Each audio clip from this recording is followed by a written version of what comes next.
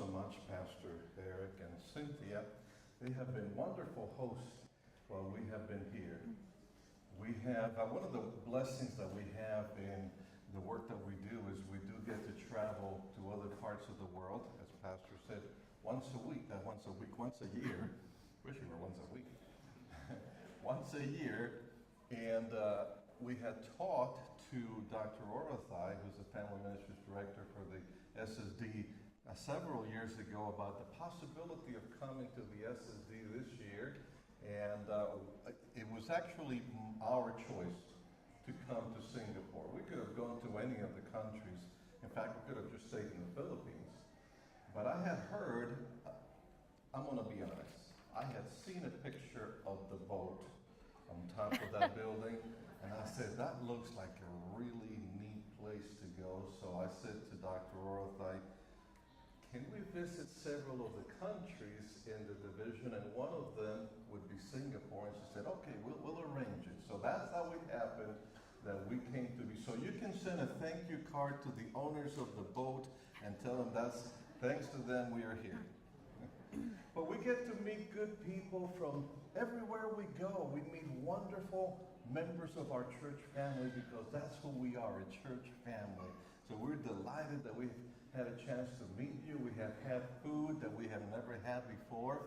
In fact, if you had seen me last week, I was actually very skinny. It's just this last week that I've been eating a lot. Wherever I go, people say, here, try this. And, I feel bad, so I eat because they share that with me. Well, actually, someone sent me a note on Facebook that said, heavy people are harder to kidnap. So I'm just saying this like this for my safety. I just don't want anybody to kidnap me, so I keep eating just to make sure I'm safe. That's all. Well, we want to talk about disciple-making parents because, as we said last night, discipling really begins in the home. The problem is that children don't come with a manual. When you buy a car, it has an owner's manual that tells you how to use everything in the car. Or when you buy a new computer or you buy a new cell phone that you are not, different brand or something, it comes with a manual and it teaches you, shows you how to use it. But children don't come with such a manual. Every child is different, and we kind of have to learn on the go. So that makes it a little bit more difficult and challenging. But we're going to try to share with you some things, some thoughts about how to be a good discipling-making parent. So the first thing that we need to talk about is meet the needs of your children. We said last night that one of the things that is important is to spend enough time with your children. Give them, those of you who were there last night, you remember, we said a positive attention is better than negative attention, but negative attention is better than no attention at all. So we want to give our children positive attention so that they will grow up to be healthy individuals and healthy disciples of Jesus Christ. That's what we talk about, meet the needs of your children.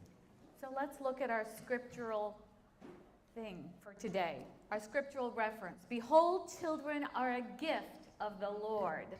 I wonder sometimes how many parents really consider their child to be a gift. Think about it. Do you consider your child a gift? And if so, how are you taking care of that precious gift that God has given you? You see, other than the gift of salvation, the gift of Jesus on the cross, perhaps the most special gift God has given us, if we're parents, are our children. And that's one of the most important roles you will ever play. Yes, you may be a mother, a father, a wife, a husband.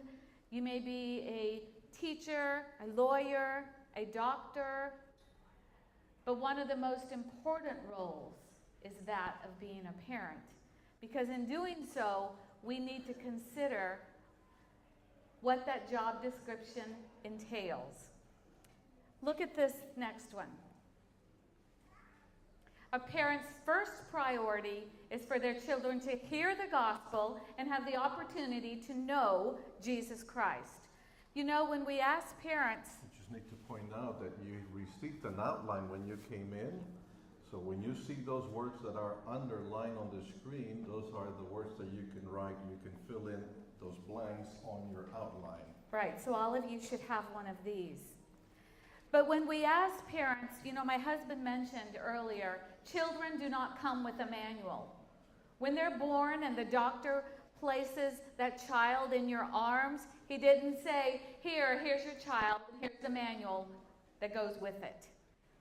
You know, we have to figure that out on our own. But when we ask parents, what is your job description? What do you think your role is as a parent? And you can go out and ask people, and they may say things like, well, as a parent, I want my child to have a good education. You all want that, correct? Yes, that's important. We want them to have a good education so that they can grow up and be a contributing member of society.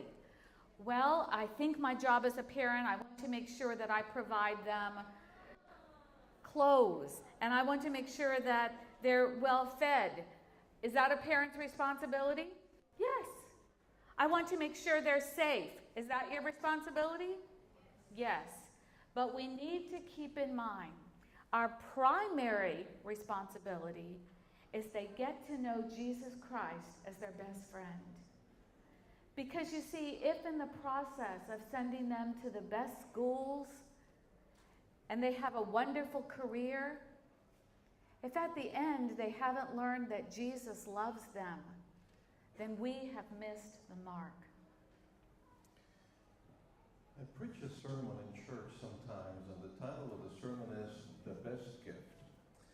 And I ask a question. It's a little trick question, so I want to ask it here, and you answer. It's not like you are going to be punished if you don't answer correctly, but here's the question. What is the best gift you can give your children? Any guesses? Anyone would like to guess what that might be? What is the best gift you can give to your children?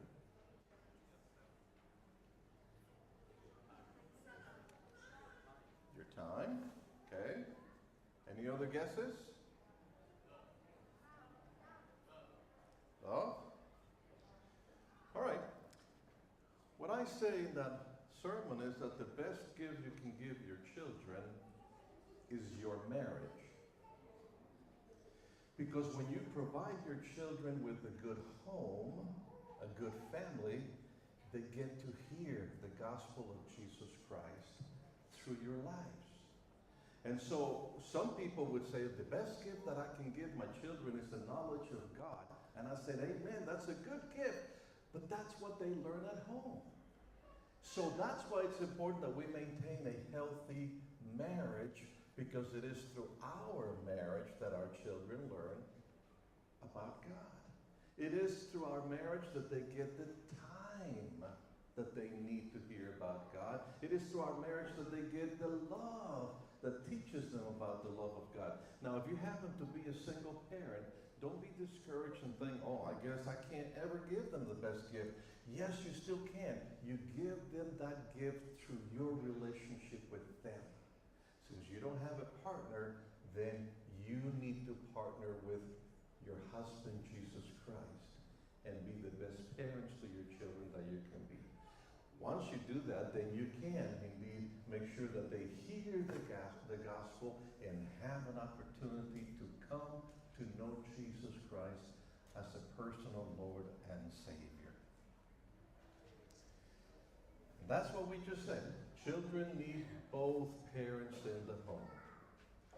As a marriage and family therapist for over 20 years, I have had opportunity, and also a church pastor, have had opportunity to work with many couples who are going through difficulty in their marriage. I remember one time I went to the home of a family in my church, and they said, Pastor, we needed to talk to you because This was the lady speaking. She said, my husband and I have decided we're going to separate and get a divorce. They had 2 boys at that time, and she says, and we've already worked it out. My husband is going to take the older boy, and I'm going to take the younger boy. And I said to them, what are we talking about? Toasters and television sets? Are we talking about one car or another? We're talking about human lives. You can't just say, you take that one, I'll take this one, as if they were things, items.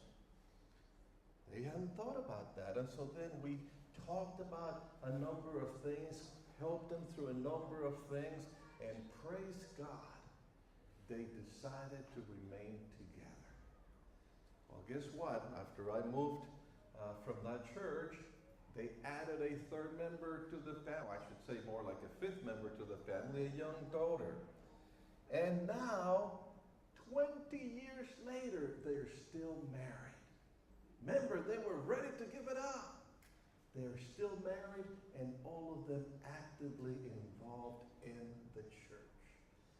Children need both parents at home, married to one another, committed to one another, committed to Jesus Christ, committed to the idea that God established this institution called marriage. So it's important. Whatever you do, work on your relationship to make it the healthiest it can be, because that's how you will bless your children for generations to come. And indeed, that is the ideal. However, in today's world, that is not always the reality, like my husband said earlier. So what does that single mom do? Or what does that single dad do? Maybe they're in this situation because of a death of a spouse, or maybe because of divorce. Whatever it is, here they find themselves as a single mom or a single father. That's where you, as a church family, you as that spiritual family, come in. That mom who's struggling to bring up her child to know Jesus Christ, that you spiritual fathers in the church reach out and make sure that that child sees a godly role model in you men. And you ladies, for that single dad that's coming to church or trying to raise the child, it's important for you to step up to the plate so that that child sees a female role model that reflects Jesus. And that's so important for us as a church family, a spiritual family, to understand the role we play, that every child that fills these pews, every child, the child next door, that we realize they're all our children. And we have a responsibility to show Jesus to them. You know, we told you last night about our daughters, but we haven't told you about us. So we want to tell you just a little bit about us. You heard this morning, I told you that I was born in Colombia, South America. My wife was born in Virginia, the state of Virginia there in the United States. And we met while we were in college 40 years ago. What happened was that she had just graduated from academy, from high school, and came to Columbia Union College. Now it's called Washington Adventist University in Tacoma Park, Maryland. She came up to work and was given a job at the college bookstore. And the first day that she started working there, I happened to need to go into the bookstore. Now, I had already been there one semester, so I pretty much knew all the students. So when I walked into the bookstore and saw her, I recognized that she was new. And immediately, I walked out to her to protect her, to save her from all the other guys there in the store. I walked out to her and I said, "Hey, you're new here, aren't you?" And she says, "Yes, it's my first day." And I thought, I better act quickly here. So I said, "Well, how would you like me if I take you to Washington, D.C. and show you around?" And you know what? Just like that, she fell madly in love with me. That's his story, right? Well, it's his story. History, see? History. Sometimes history can be tainted. You know, I did grow up in, if you're familiar with the United States, I grew up in the southern part of the United States, in the state called Virginia, in the Appalachian Mountains of Virginia. And in that area, it's important for, you know, you want to keep it in the family. And my mother always said to me, she said, Pam, you need to marry a good Southern boy. She said that all the time, you know, just constantly, as I was growing up, just reminding me, you need to marry a good Southern boy. So the day I left to go to university, Columbia Union College, my mother said to me, now Pam, remember, you have to marry a good Southern boy. Yes, Mama, yes, Mama. First day, my mother had hardly even pulled out of the parking lot from the university, and in walks Claudio into the bookstore and asked me out. So that night, I called my mother and I said, Mom, you won't believe it. I actually have a date already. First question, is he a Southern boy? Well, we told you, my husband is from the country of Colombia, South America. So when my mother asked, is he a Southern boy? I said, yes, Mama, way down south. So, my Southern boy, I'm happy to introduce to you. So we dated for 3 years. Pam was an education major. I was a theology major, preparing for the pastoral ministry. We dated for 3 years, and we decided on our last year that it would actually be better for us economically, besides we loved each other, that it would be better for us to get married. So we married our senior year, and we're married for the last year of college, and have been married now for 37 years. A friend of mine said, you know, I've been married 37 years too, but for me it seems like 5 minutes underwater. No, it hasn't been like that for me. It's been a good 37 years. In fact, if I showed you a picture, I should have put up a picture of our wedding day. You could tell that Pam looks just like the day that we were married. If you look at me on the picture, however, I have changed a lot, because at that time I had long black hair, and I weighed about 50 kilos less than I do now. So I guess you can conclude that marriage has been very good for her. No, it's been good for both of us. But you know. Well, since we're telling about ourselves, since we're taking a little break here from parenting, it seems. Oh, no, we're going there. Okay, we're going there. I know. You take other paths. It's a detour. But okay, well, since you're on this detour, Mr. Driver, I will say that, you know, for our whole life, our whole career, my husband and I have both been in ministry. I've been an Adventist educator, and I have taught at all levels. I've taught from kindergarten on up to doctoral classes. Right now, my husband and I are teaching the doctoral family ministry classes at Andrews University. But wherever we were, whichever conference we worked in, we started to realize that I could not have strong schools without strong families. And my husband, who was in the pastoral ministry or as an administrator at the conference office, he could not have strong churches without strong families. Amen? And so we started to realize we really need to focus on the family, because that's the place that strong churches start. In fact, every home should be a church, right? Every home should be like your sanctuary, your church, where your family is nurtured and your children are nurtured in Jesus Christ. And so as a result of that, we kind of combined church ministry with family ministry, and I combined educational ministry with family ministry. So that was the one area where our two career paths kind of collided. And thus we have spent our whole career, our whole life, Or maybe we should collude really- and not collide.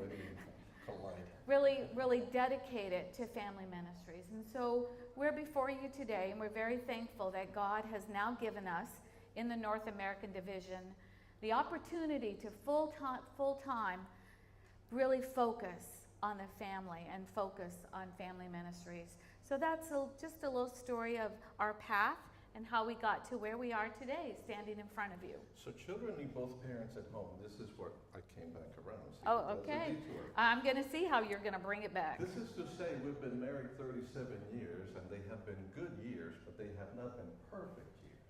We've had our ups and downs. We've had our challenges through the years, but 30 years later, we're still together.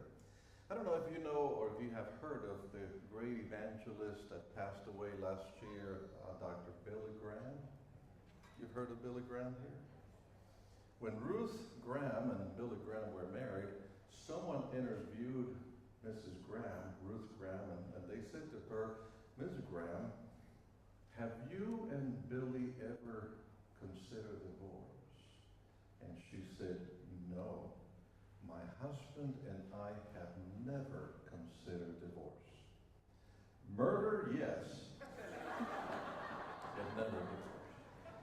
So we said we kind of followed their example. We haven't considered divorce. In fact, we said, let's remove that word out of the dictionary.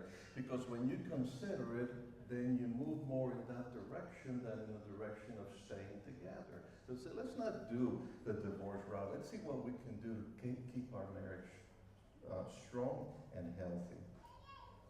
Not for us only, but for our daughters.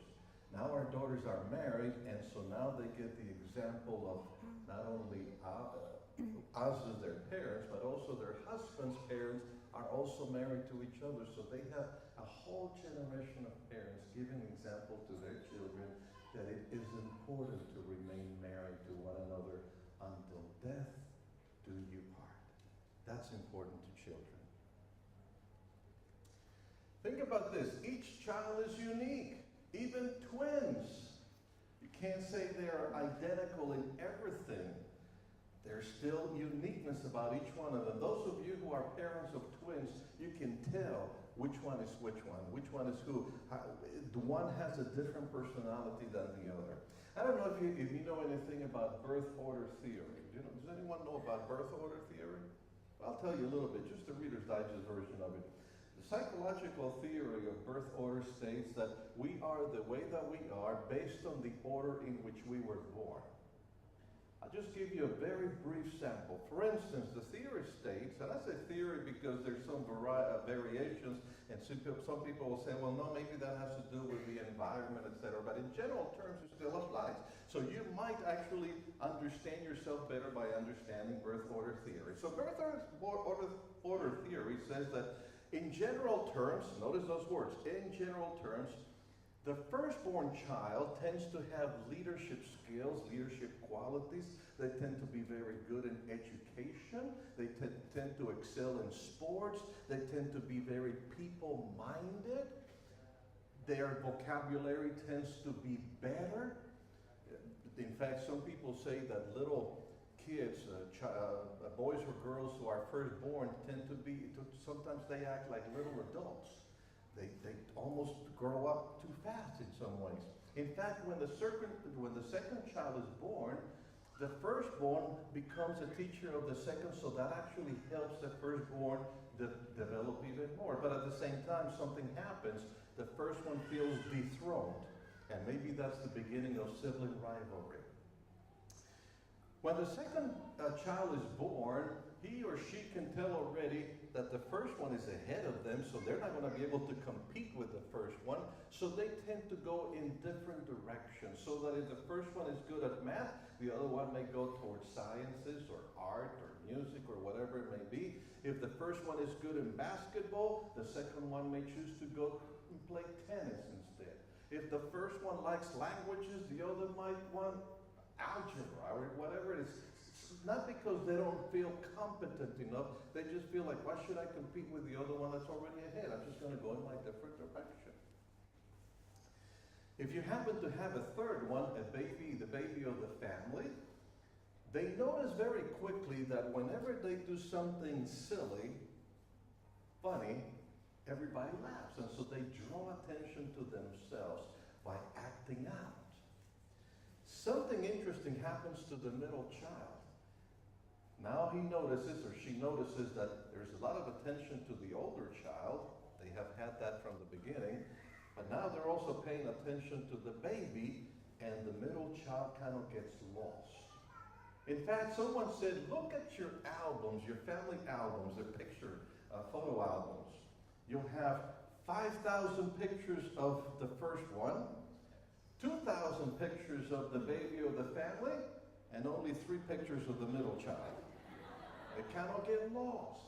They tend to become, the middle child tends to become more diplomatic. They're the peacemakers. Don't worry, you can play with my toy. Let's not fight over this. The baby, again, attracts attention just by clowning around. In fact, someone said that most comedians are the babies of the family. Unfortunately, because they attract attention for clowning, they're not necessarily good administrators. And so among the problems of the baby of the family is that they're not very good with finances. Now, all of this is very important when you marry the different birth order children. So if you have the firstborn, say, marry another firstborn, who's going to be the leader here? Whereas if you have a firstborn that marries a middle one who is very compliant, very easygoing, they tend to have a very good relationship. If you have a firstborn that marries a baby of the family, that could also be a good relationship depending on which one is the firstborn and which one is the baby of the family. I'll give you a picture of my family if you don't mind. In my home, there were 6 children because we were Catholic. You know, but besides that, my parents didn't have television, so what else would you do but create children, I guess? But it's almost like we had 3 families because the first 4 were born one right after the other. My older sister, then my brother, and then my sister. They were born one right after the other. But after my sister, the 4th one in the family, was born, there were 7 years until this beautiful little boy was born. Guess who? And I'll say that humbly. Well, Claudio was born 7 years after the 4th child was born. Now, there's an interesting caveat to birth order theory. And it says that if there are at least 5 years in between siblings, then the next sibling becomes the first of the family, of the next family, so to speak. So while we have a sister, brother, sister, when I was born, because 7 years had passed, it's as if I were the firstborn of that family, which is the reason why I have some of those leadership skills. I've been a pastor, an administrator, many things that have to do with leadership. But I was also the baby of the family. So therefore, that's why I like to enjoy making people laugh. I can tell you stories and jokes because when I make people laugh, it makes me happy. By the way, my parents told me one time that the reason I was born 7 years after my sister was born is because I was a little accident. It's okay, it was a good accident, I think. But then 8 years passed, and my younger brother was born. No, he was not an accident, he was a mistake. Because he ruined my life. I was having all the attention of the baby, and then suddenly I was not the baby anymore. Now I was the middle child. Now remember, middle children tend to pull back and let others take the limelight, the spotlight. So now he had the spotlight. He was the baby, and everybody went for the baby. So if you look at my family album, literally there are 3 pictures of me. And I don't know how many of that kid, I don't know, a lot of them anyways. So that's how family order affects how we act. In fact, if you notice in my case, because I was born 7 years after my sister, I'm the firstborn of the family. Because my brother was born 8 years after me, I'm the middle child. But for those 8 years, I was the baby of the family. What that means, it's a logical conclusion. I'm a perfect child. Because I have characteristics of every birth order position. Wouldn't you say that? Each child is unique. You can't treat the firstborn as the same way as the second one. Now, you can be fair to both. You can try to do the same for both. But what really means is that you need to love them both, but treat them uniquely. You have a 5-year-old and a 2-year-old. The 5-year-old should carry responsibility that a 5-year-old should carry. The 2-year-old shouldn't carry the responsibilities that a 5-year-old should carry. Does that make sense? When it comes to bedtime, maybe the 5-year-old can go to bed at 8, whereas the 2-year-old needs to go to bed at 6. I don't know, whatever the time is. When they get to be teenagers, you can't say to the 13-year-old, you have to go to bed at 8 because the 5-year-old goes to bed at 8. Maybe they can stay up a little longer, a little later. So treat every child uniquely because of their characteristics, because of their age, because of their experience. Treat them all uniquely. And I know parents will say, no, I treat all my children the same. Well, I think it's a mistake. And I don't think that it's really possible or beneficial anyway. So each child is unique. So what do children need?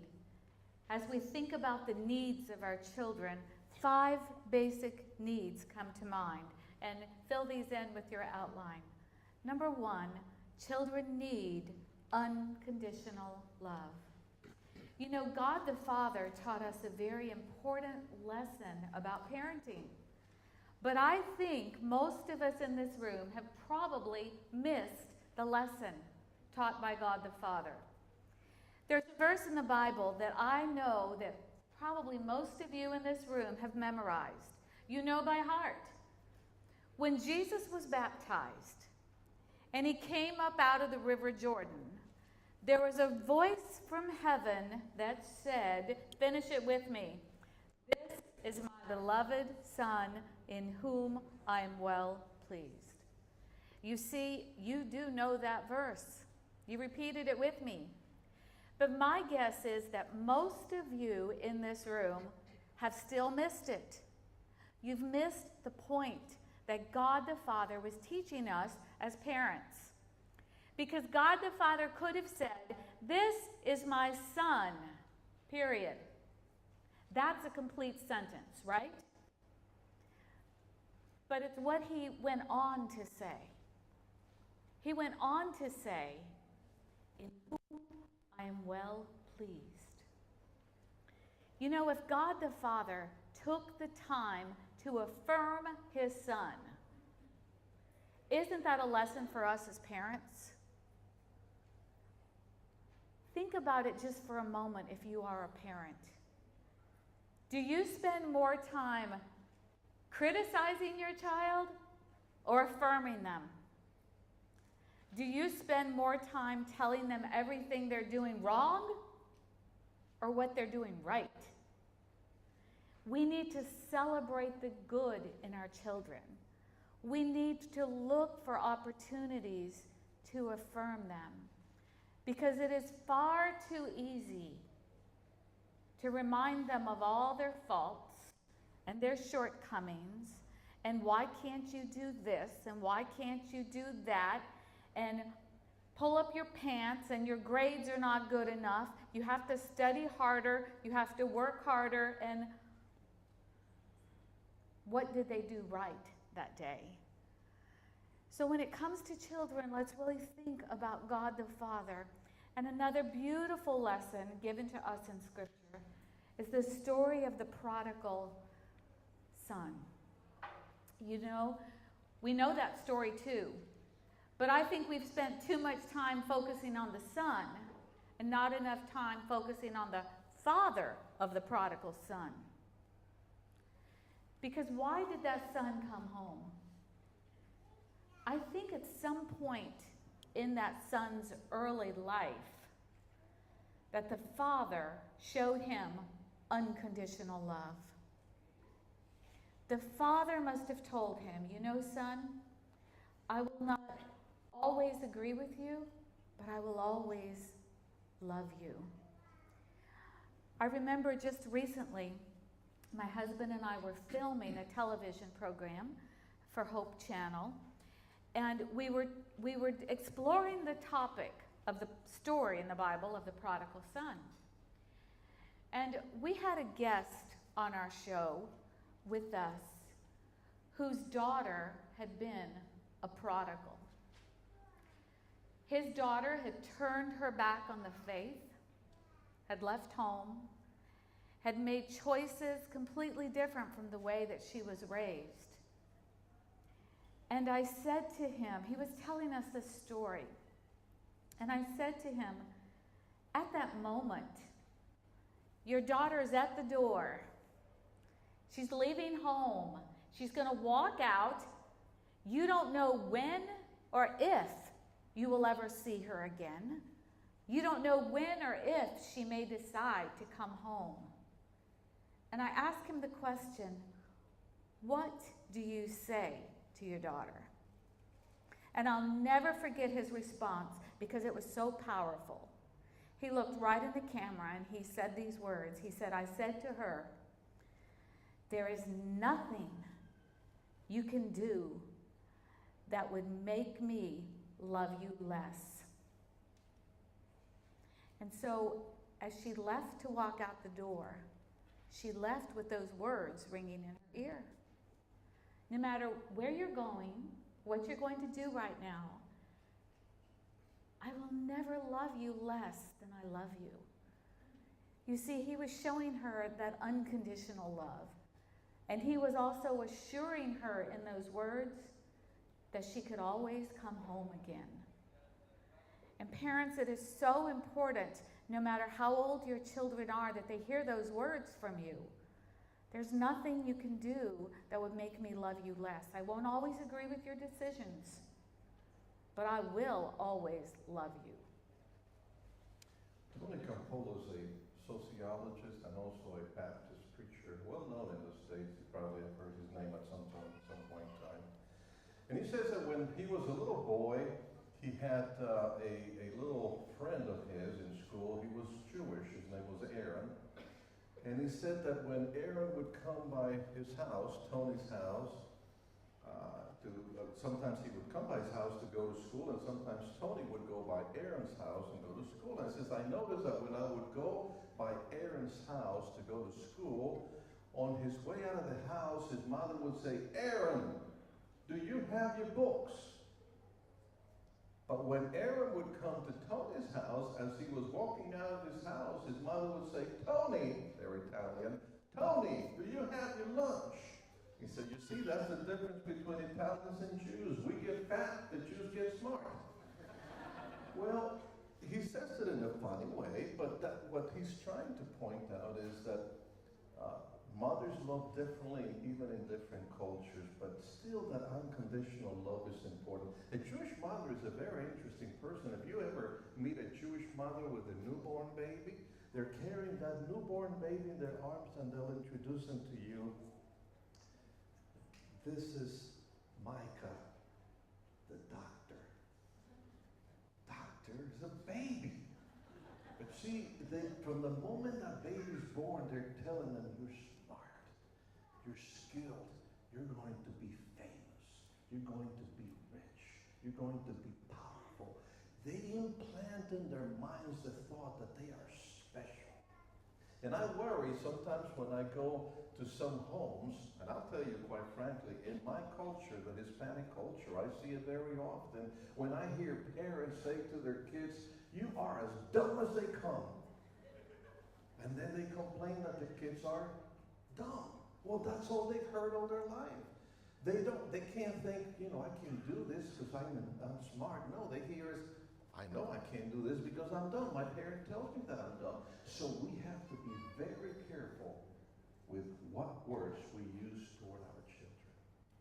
Let them be positive words. That's why when God said to Jesus, "This is my beloved Son, in whom I am well pleased," he was affirming Jesus Christ. If the Father knows that, if God the Father knows that, we should take an example from him, because children need that unconditional love. Oh, I need to go back because it's a beautiful text from Romans chapter 8. For I am persuaded that neither death, nor life, nor angels, nor principalities, nor powers, nor things present, nor things to come, nor height, nor depth, nor any other created thing shall be able to separate us from the love of God, which is in Christ Jesus our Lord.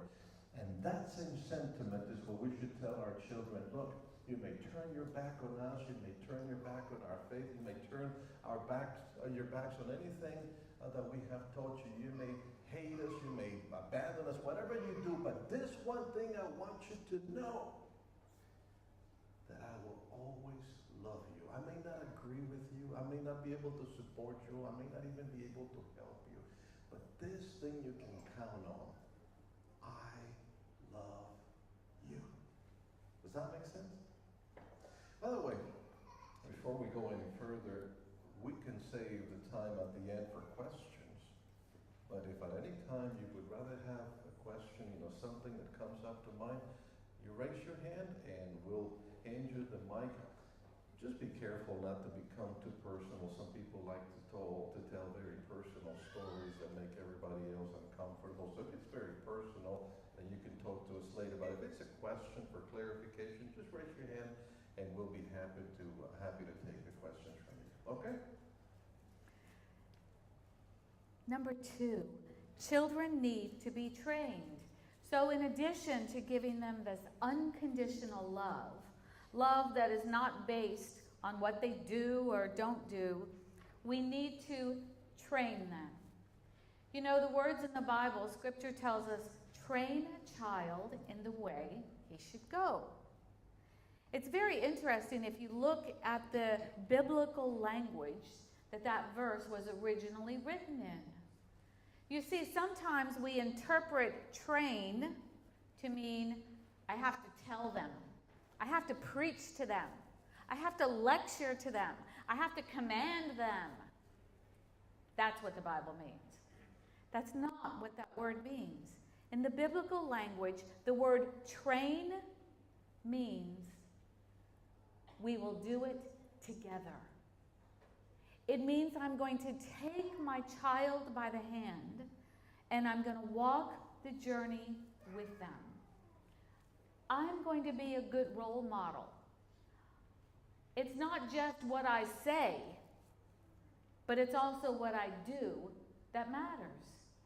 And that's a huge difference as we look at this text and understand that to be a disciple-making parent, it is my responsibility to reflect Jesus. I can't just point them to Jesus or tell them what to do or you should read your Bible. You need to study your Sabbath school lesson. Memorize this verse. If I'm not doing it, training means we're going to do it together. Number 3, children need to be nurtured. See, training involves both teaching through word and example. Nurture means touching with the hands, with the soul, because we feed our children's souls to begin with from the time they're little by touch. You know those experiments that were conducted with monkeys, fortunately not with people, although I feel bad for the monkeys. But with monkeys who separated the monkeys from their mothers and would not receive any kind of physical touch. And those monkeys show signs of mental disorders, which is what led the psychologists early in the 60s to conclude that even human beings, if animals need that kind of attention and be nurtured, so much more human beings. And so that's what we began to tell parents, to hold their kids very closely. In fact, even to hold them skin to skin, because that feel or that feeling is what gives them security, a sense of safety. So children need to be nurtured. Also, just go back just a Okay. minute, honey. When it comes to nurturing, another way that we nurture them, from the time your children are very little, look for gifts and talents that God has given them.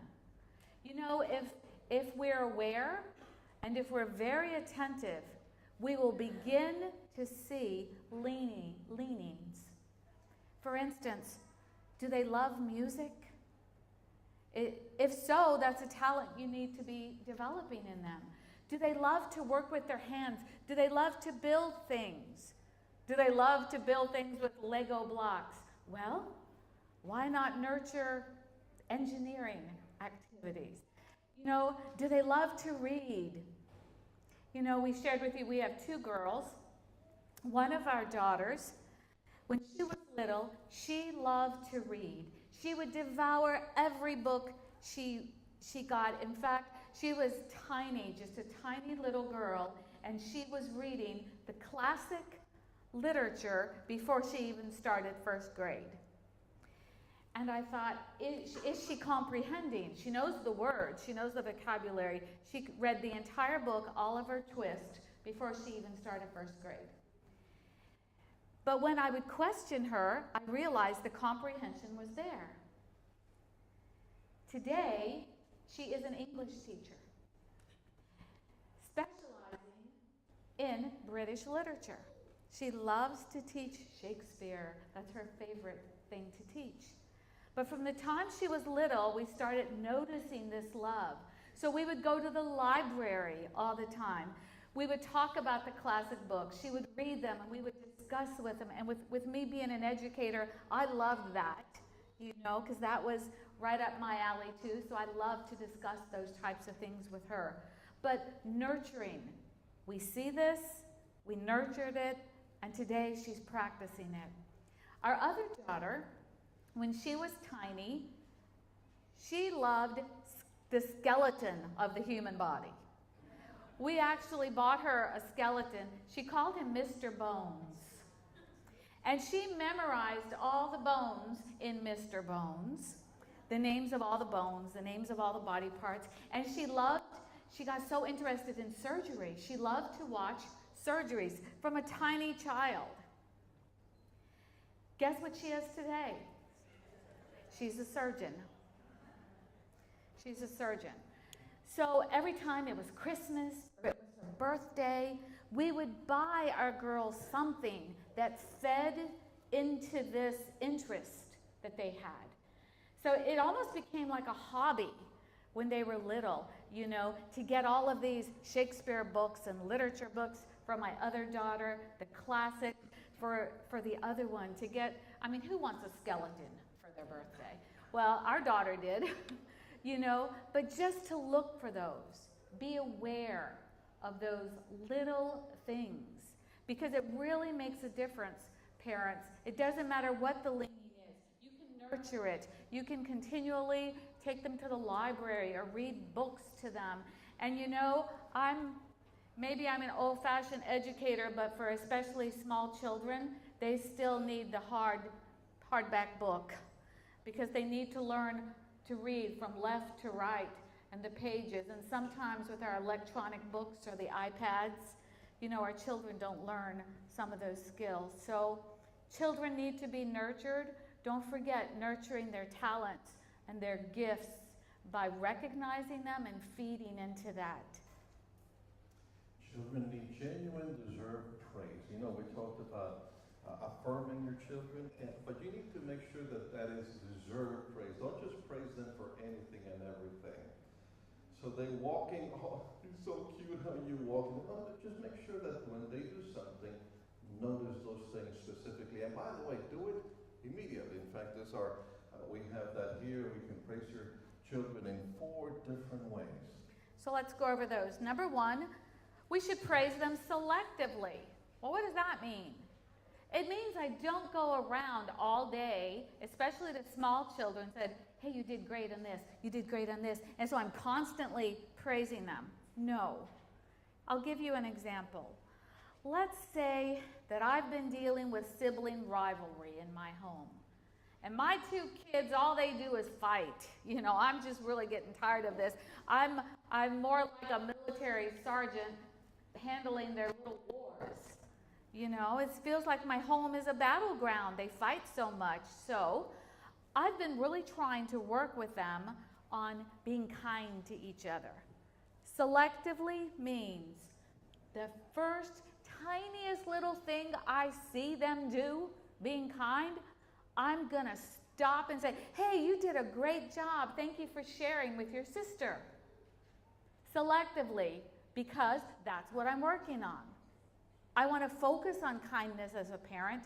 Therefore, I'm going to notice the positive. Instead of completely yelling at them every time they're fighting and everything, you're being good. I love the fact that you're being good. Praise selectively. Second, praise them immediately. Especially the younger the child, the faster you have to do it because their memory span or the attention span is so short at that time that you can't wait till 6 months later and say, by the way, you remember 6 months ago when you did that? That was a nice thing. No, by then they will have forgotten that. Think about the time, I don't know, maybe you guys have not been in trouble with your parents. I was just a couple of times. No, I'm serious. And my mom said that I was a good boy. I don't know why she spanked me for that, but anyway. But I remember one time that I got in trouble. I don't remember what I got in trouble for, but I remember that my mom said, just wait till your dad gets home. That's the worst thing she could have said to me because it was like 1 in the afternoon. My dad wouldn't get home until 5. Those were the longest 4 hours of my life. Agonizing, thinking when he gets home, he's going to kill me. Or who knows what. I mean, just those thoughts go through your mind, and the closer you get to that time, the more anxious you get. And in reality, my dad chastised me for whatever it was, but it wasn't that bad. I mean, I survived, obviously. So if you're going to discipline your children, do it immediately, but also if you're going to praise them, do it immediately. When you see them do it, immediately. We had a member of our church who one time told us that when her boys were teenagers, they were fighting a lot. And she was getting a little tired of that and trying to think what to do, and came up with this idea. Whenever she saw them doing something good, when they were playing together, having fun, she got an old camera, you know, the type that used to have film in it. Those young people, we used to have cameras like that. If you don't know what I'm talking about, Google it. If you go to the museum, cameras used to have film inside. Anyway, so she got a Kodak Instamatic camera with the type that needs film, except that there was no film in it. And whenever she saw the kids doing something, she'd say, hold on, let me take a picture of you being good. And she would take a picture, and the kids said, hey, that's pretty cool. And she did that so often that they began to enjoy behaving right because they were being praised immediately for the good things they were doing. She never had film, so she didn't have to spend money developing the pictures. But that wasn't the point. The point was it was her way of affirming the kids immediately for the good things that they were doing. So praise them immediately. Number 3, praise specifically. Here's another example of that. If one of the things you've been working on is your child keeping their room clean, you know, some of our kids' rooms, it just looks like a pigsty, right? They can't seem to keep it clean. So let's say I'm working on that, and all of a sudden I go in the room and I notice something's different. It may be little. Okay, there still may be toys all over the floor, but you know what? The bed's made. So instead of saying, we should not say, thank you for cleaning your room. That's too broad, especially if you have a very small child, young child. I need to be specific. Thank you for making your bed. right? Because that's what I'm working on. I'm being selective in that I'm working on them keeping their room clean. I'm doing it immediately as soon as I notice, and I'm being very specific as to exactly which tiny little job or chore that I am praising. And praise them intentionally. For instance, if you want your children to be kinder, when they are kind, make sure you praise them for that right there and there. Because you're reinforcing good behaviors, things that you want them to do. If you want them to keep the room tidy and they happen to pick out their shoes and put them in the closet, praise them immediately right there. Intentionally, because that's the goal, the things that you want them to eventually get used to doing. Number 4, children need parents who are in control. Now notice it doesn't say children need parents who are controlling, but rather who are parents who are in control. And I have to confess, it surprises us to see how many kids are in control of the parents. I haven't been inside a supermarket here, so I don't know if you have things lined up like we have them in the States, but it really is bothering or bothersome when you go to a supermarket in the States, and right there by the cash register you have all those candy bars and sweets and all those things, and sure enough, you're carrying the cart full of food with your child sitting there, and there's a line, and they begin to look at the candy bar and reaching out for that, and you don't want them to eat that, and then they get all upset and all that. Says, oh, I want to be embarrassed here. Okay, go ahead. Okay, go ahead. Well, who's in charge? The child is the one in charge. They've already learned that I can get away with certain things that my parents is not willing to deal with. Here's an example, a story I heard of a man who took his daughter to a basketball game, 3-year-old girl. And during a break, he took his daughter down to the floor, and you have the line around the floor there. And so he took her there and he said to her, you can play down there and this way, but don't cross that red line. Don't go beyond the red line. He left her there, turned around, up 3 steps, and looked back, and she was looking at him and went, as if to say, and what are you going to do now? Who is in charge here? So we're not suggesting that you are controlling, constantly telling your kids, don't do this, don't do that, but rather that you be in control of the situation. We picture parenting like a V, the letter V. Here at the bottom of the letter V is where your children are born, and so you have to have a lot of control over your children. When you see that they're going to stick their finger in the electric socket, you say, no, don't do that. They're going to put their hand over the flame there in the stove. No, don't do that. They're about to break that glass. No, don't do that. You continue to control them, to teach them, to tell them not to do certain things. But as they grow older and learn more, get more experience, then you can begin to back off a little at a time. By the time you get to the top, hopefully they're in their teen years or even adults, and that's when you launch them into their own life. But many parents adopt the inverted V, kind of like the upside down V, and they said, oh, let the kids be kids. Let them do whatever they want to, but they don't know how to control certain things, and so they misbehave, and then you get very anxious, and you try to begin to control them, and then by then it's too late. I have parents who have never controlled their children when they were little, and when they get to be teenagers, Pastor, I don't know what to do with these kids. They're driving me crazy. Well, it may be a little too late by then. So see if you can practice the V of parenting instead of the inverted V.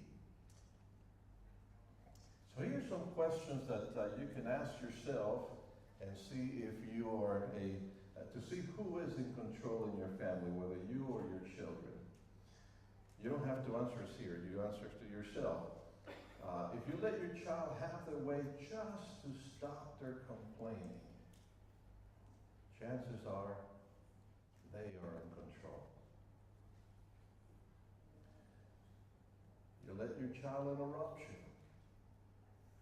When I was a church pastor, I have to confess, one of the things that aggravated me a lot is that I was calling one of my church members, and as we were on the phone, you could hear little Johnny or little Susie come to the phone, and the person would stop talking to me to talk to the child.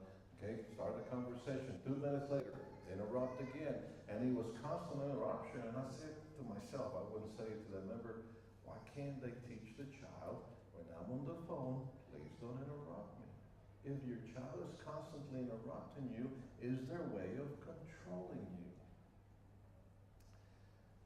If you hate to disappoint your child, well, what parent is happy when they disappoint their child? No one. But sometimes we have to disappoint our children. I remember my younger daughter. I want to tell you something, and you think we're very old-fashioned, and that's okay if you feel that way. But we told our daughters from the time they were young that they were not allowed to have a boyfriend until they graduated from academy, from high school, from the higher grades. And it has nothing to do with being old-fashioned. It has to do with science. The frontal lobe of the brain is not fully developed, science says, until about the age of 25. The frontal lobe of the brain is the seat of judgment. That's where you make your decisions, moral character, moral decisions, practical decisions. And so a 13, 14, 15-year-old person does not have the maturity to make adult decisions. So we wanted them to wait as long as possible before getting involved with a boyfriend. And so we said to them, you're not allowed to date until you graduate from high school, in our case, academy. But I remember our younger daughter, when she had just finished her junior year, her 11th grade, the summer going into the final year, I was working on my doctoral program during that summer, and she called me and she said, Dad, you know that rule that you have that we're not allowed to date until we graduate from academy? I knew where she was going already. And I said, yeah. And she said, well, I just met this young man. Actually, they were in a different state. The 2 girls had gone to visit a friend in a different state. So she said, I just met this young man here in Milwaukee, Wisconsin, and he is such a nice guy. His parents are Adventist. For many generations, his family's been Adventist for like 150 generations. And they have planted churches all over the world, and they have gone on mission fields, and they have baptized people, and they are very active in the church, and he is such a wonderful young man and all that. So I was wondering if you would make an exception. I'm more mature than my sister. It's interesting that she compared herself to her sister. I'm more mature than my sister, and it's only 1 year. So I'm wondering if we could make an exception and I can start dating him. And I said to her, wow, that young man sounds like a wonderful young man. I would like to meet him sometime. But no, you're not allowed to date him. Then she started to cry, oh, Dad, but he's so nice. I'll probably never meet a young man like him. I said, no, you'll be fine. I'm sure you will have other opportunities. Well, when the senior year began, she began to notice another young man in her own school. I think he had noticed her, and now she began to notice him. And as they got closer to the end of the school year, I don't know exactly what words he used, but I guess he said something to her like, I would like you to be my girlfriend. And she says, well, me too, but I can't, so you have to wait till we graduate. And so indeed, the day that they graduated, they officially became boyfriend and girlfriend. And about 2 months later, they went to Andrews University, where she began her bachelor's degree in biology, and he began his in speech or in audiology. And I remember about 4 months later, or 3 months later, well, 4 months after her high school graduation, she called me one time and she said, "Dad, you remember that conversation we had on the phone last year about that young man in Wisconsin?" And I said, "Yeah, I remember that." And she said, "I'm so glad you did not allow me to date him. He's a nice man. But boy, compared to Greg is the best one." I said, "I'm sorry, I think he's breaking up." What did you say again? She said, "I know you heard me, Dad. I know you heard me." Well, they dated for years, and I had the joy of marrying them as soon as they graduated from college, and now they've been married for almost 9 years. So we're not doing this for old-fashioned reasons. We think it's the best thing to not encourage young people to date too young.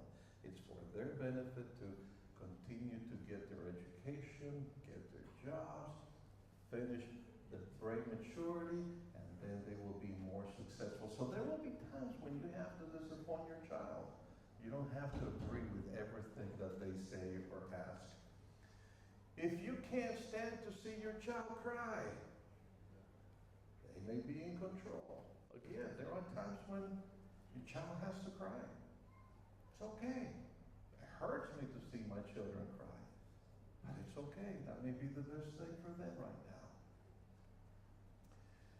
If you ignore misbehavior, and worse yet, if you encourage misbehavior, they are in control. If you make empty threats, this is one of my pet peeves. "Johnny, come here. Johnny, come here. Johnny, I'm not going to tell you again. Come here. Johnny, this is the last time I tell you. Come here. Johnny, are you listening? I'm not going to say this again. But you've already said that 3 times. This is the last time, but you say it again." And then you start getting a little upset and you say, "Johnny, John." Now see, you change from Johnny to John. Now see, that shows that you're getting upset. "John, come here. Jonathan." That's getting more serious. "Jonathan Andrew." "Jonathan Andrew, child, come here right now." Now the child says, "Okay, finally she got or he got serious. Now I can respond." You see, kids learn to listen to us and our tone of voice and whether we're serious or not. So if you make empty threats, they won't buy them. Here's another one of my pet peeves. "Susie, come here. 1, 2, 2 1/4. They don't even know fractions.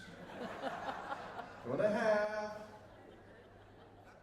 I'm not going to tell you again. Almost 3. Kids don't buy that stuff. They know, I'm playing this game. You have to play by my rules, Dad, Mom. So don't make empty threats. If you do that again, I am not going to let you watch TV for the rest of your life. Why would you do that? You know it's not going to happen. If you ask your child to obey instead of expecting the child to obey, you know they are the ones in control.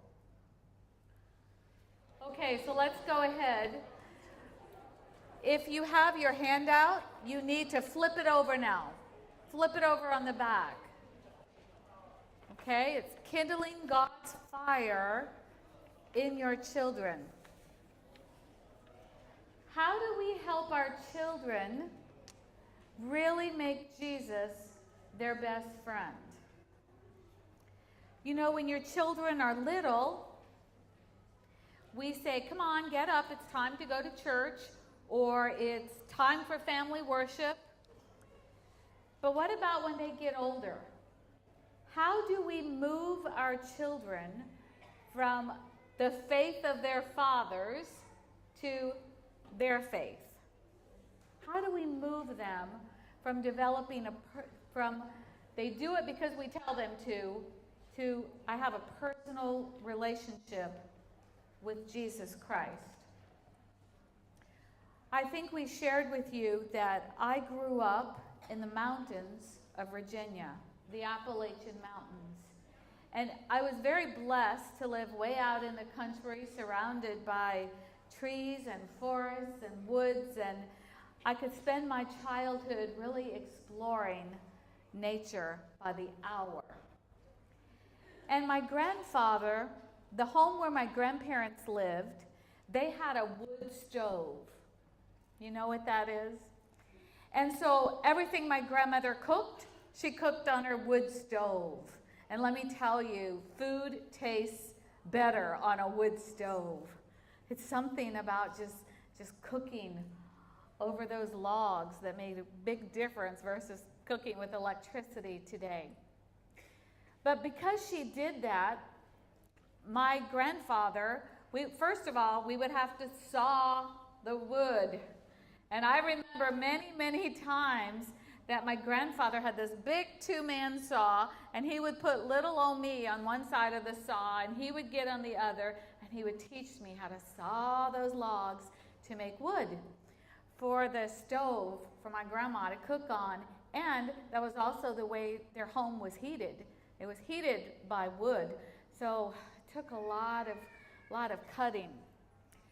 But as my grandfather would then take that wood and put it in the stove, you can't just take a match and try to light the big logs, can you?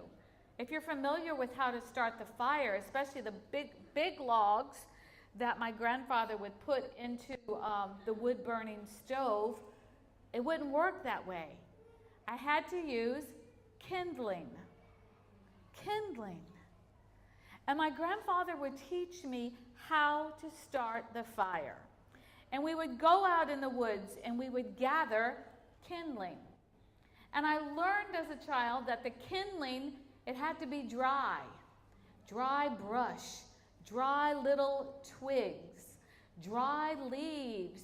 I couldn't get anything that was too wet because the fire would not start. You see, it took the right kind of kindling, and we had to work to gather it. Otherwise, that log was no good on its own. But when it comes to our children, what is the kindling we need to start that fire? You know, just like in my grandfather's wood stove, it had to be the right kind. It couldn't be green. Green twigs wouldn't work. It couldn't be too moist from the rain. Wet twigs wouldn't work. What is the type of kindling that we need to make sure that our children's fire, spiritual fire, is burning bright for Jesus? So here are the conditions to start the fire. Number one, your own fire must be burning. You can't tell your children they need to go study their Sabbath school lesson if you don't touch it. Can't tell your children to study their Bible if they never see you look at it. You can't tell your kids you need to pray when they never see you pray. So you need to show them by example.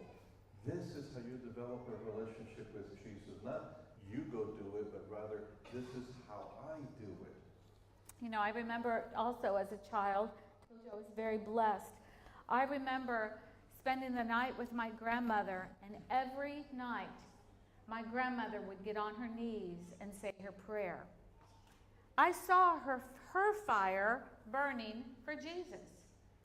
She wasn't just telling me what I needed to do as a child, but her own fire was burning, and she would get on her knees and she would pray for me, and she would pray for all of her grandchildren night after night. Do your children see you praying? Or do you only pray when, okay, this is dinner time, let's bow our heads and thank Jesus for the food? If that's the only time your children see you pray, then you've missed a wonderful opportunity. Your children need to see you praying on your own.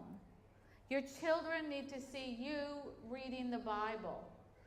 They need to see you developing a personal relationship with Jesus Christ, because you are modeling that for them. So your own fire must be burning. And number 2, your actions must match your words.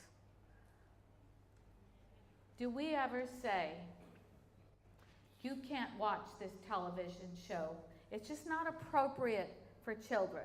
It's time to go to bed. Go ahead and go to bed. As soon as they are in bed, guess what? We watch the television show. That happens all too frequently. We tell them that things are inappropriate, or this book or this movie is not appropriate for their age, and yet we watch it. If it's not appropriate for our children, we shouldn't be watching it either. Your children are out there right now taking classes and going through a program on internet and media use. And I'm so happy that your conference is providing that, because the parents that we surveyed said that's the number one challenge for parents today. How do we manage media? You see, with other parenting topics, when my girls were born, I would call my mom and I would say to her, Mom or Grandma, how do you deal with this? They're running a fever, and, what should I do? My mother and my grandmother were my mentors I could go to and ask questions about parenting. But we have a big problem when it comes to media, and here's why.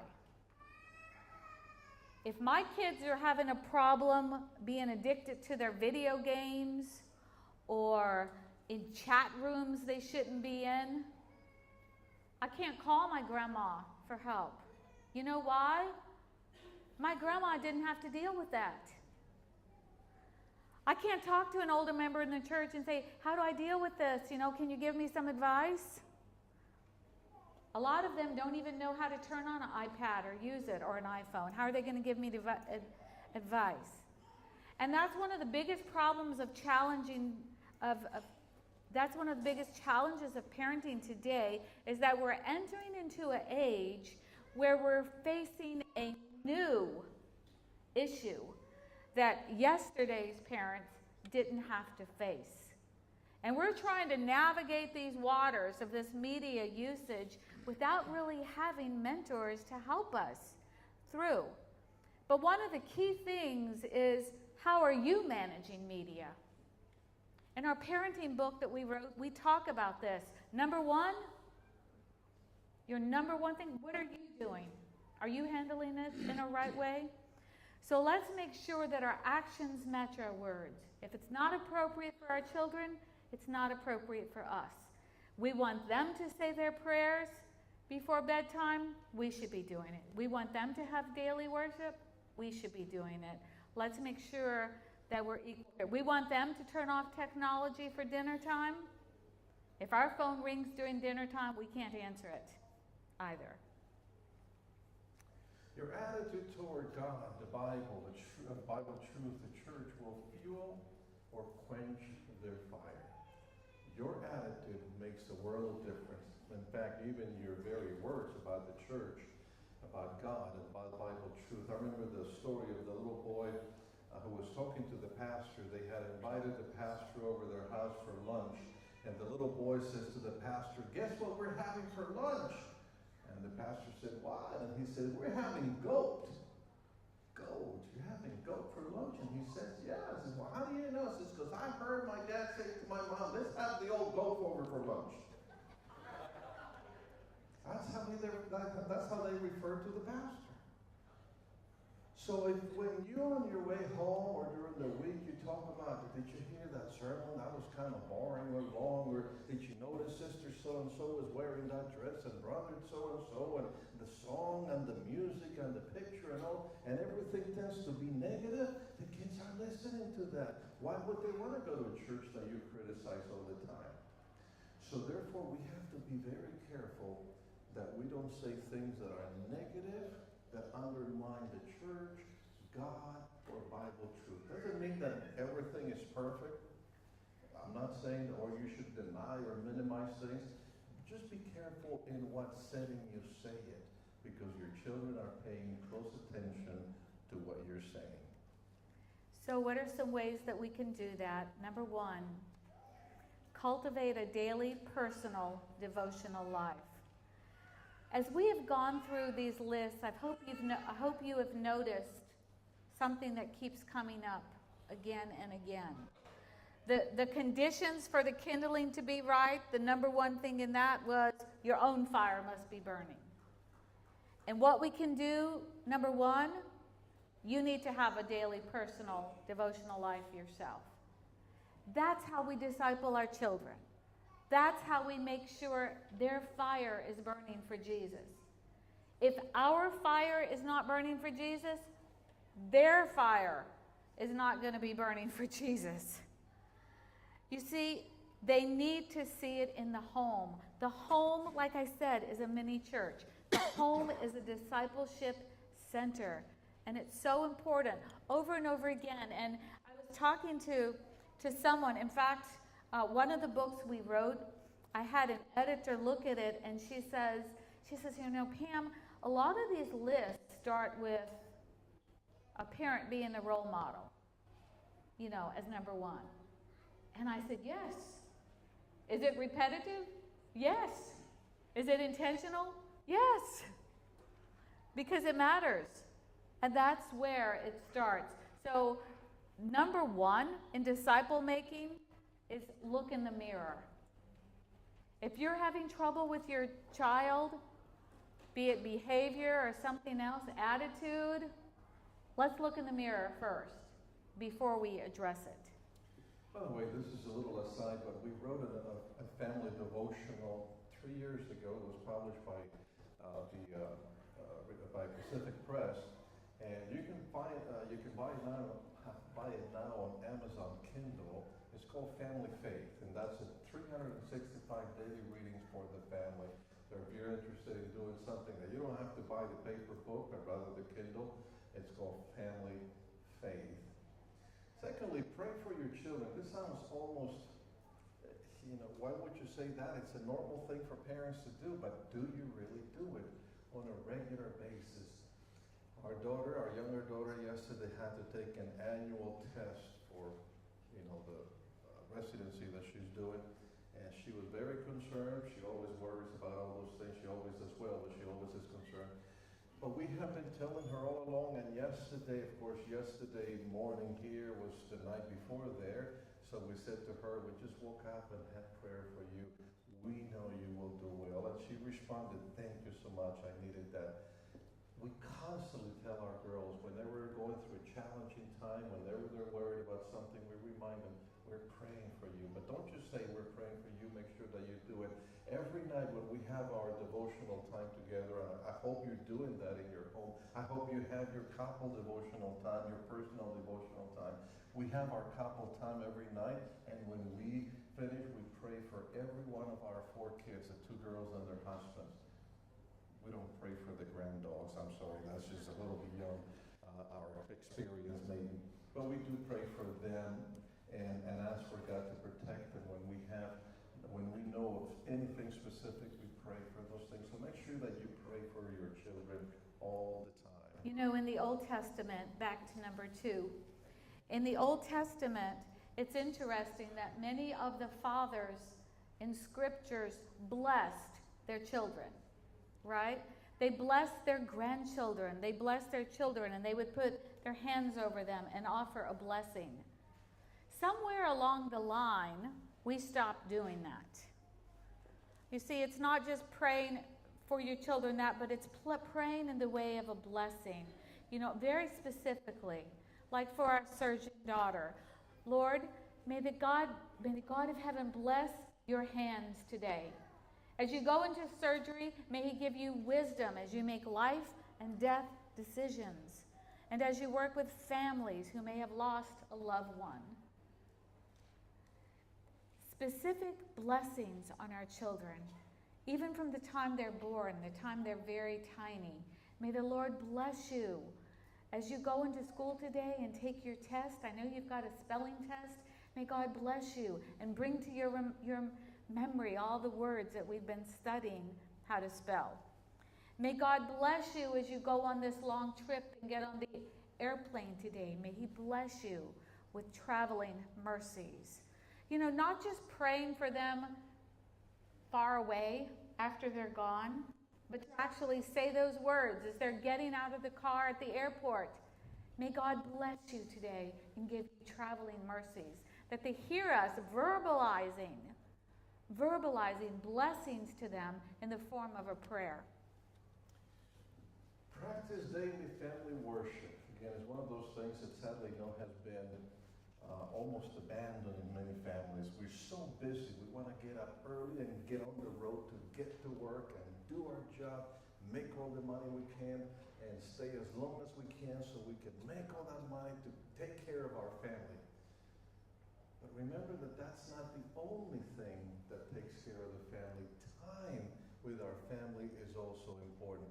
You know, in fact, with one of our colleagues, one of our directors there in the North American division, we had meetings with all of them last week before we came, and one of them created a fantastic idea for family worship. We're now trying to figure out a way to make it available to all the Pathfinders that would be gathered for the North American Division Camporee in Oshkosh, Wisconsin this year.